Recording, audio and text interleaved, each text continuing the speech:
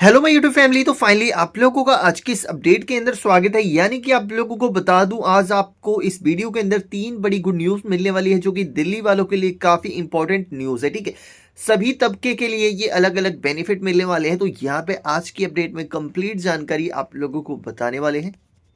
जो number one पे scheme है ना, यहाँ पे आप लोगों को बता दूं, ये नंबर वन वाली स्कीम भी आप लोगों के लिए काफी फायदेमंद है कि अब सिर्फ 11 लाख रुपए में होगा दिल्ली में अपना घर। डीडीए के महा ऑफर में करे बुकिंग इन लोकेशंस पर 3400 फ्लैट्स अवेलेबल है। यहाँ पे सिंपली हर कोई चाहता है कि उसका दिल्ली एनसीआर में घर हो, लेकिन प्रॉपर्टी के दामों ने लोगों को डरा कर रखा हुआ है। यदि आप भी हाल फिलहाल ही में दिल्ली में अपने घर का सपना पूरा करना चाहते तो आपके लिए महा ऑफर है।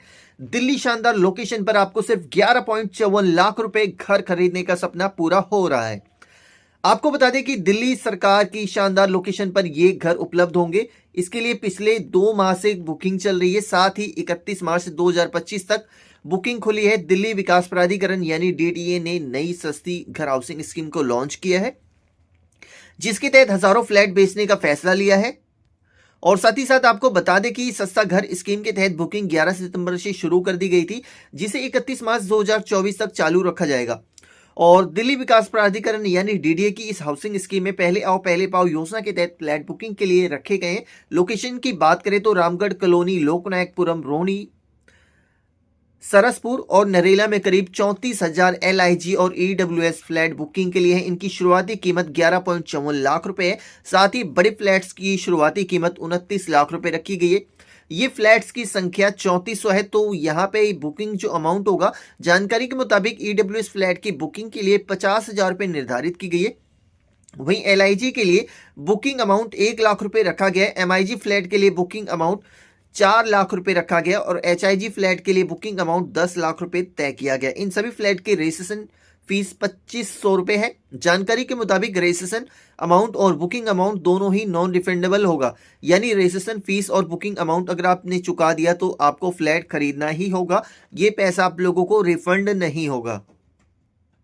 और साथ ही साथ सेकेंड पे भी अपडेट डाल लेते हैं। तो दिल्ली में आम आदमी पार्टी की सरकार और मुख्यमंत्री अतीसी ने आज दिल्ली एनसीआर से गुजरने वाले के लिए एक राहत वाली खबर दी है। सीएम अतीसी ने विधानसभा अध्यक्ष राम निवास गोयल के साथ आनंद विहार के बहुप्रतीक्षित फ्लाईओवर का उद्घाटन कर दिया। आनंद विहार 1.4 किलोमीटर लंबा फ्लाईओवर खुलने के साथ ही इस इलाके से गुजरने वाले लोगों को बड़ी राहत मिलने वाली है।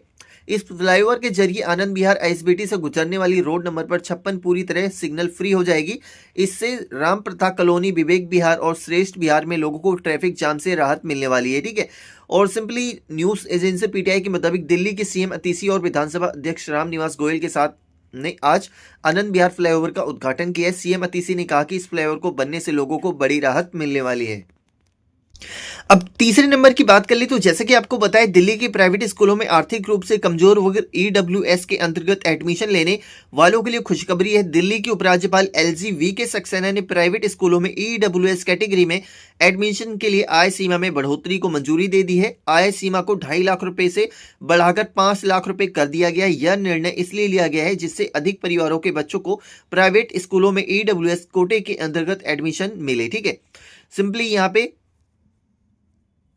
एलजी.वी.के. सक्सेना के द्वारा मंजूरी मिलने के बाद अब जिन अभिभावकों की सालाना आय 5 लाख रुपए तक है, वे भी अपने बच्चों को एडमिशन प्राइवेट स्कूल में करने के लिए योग्य होंगे।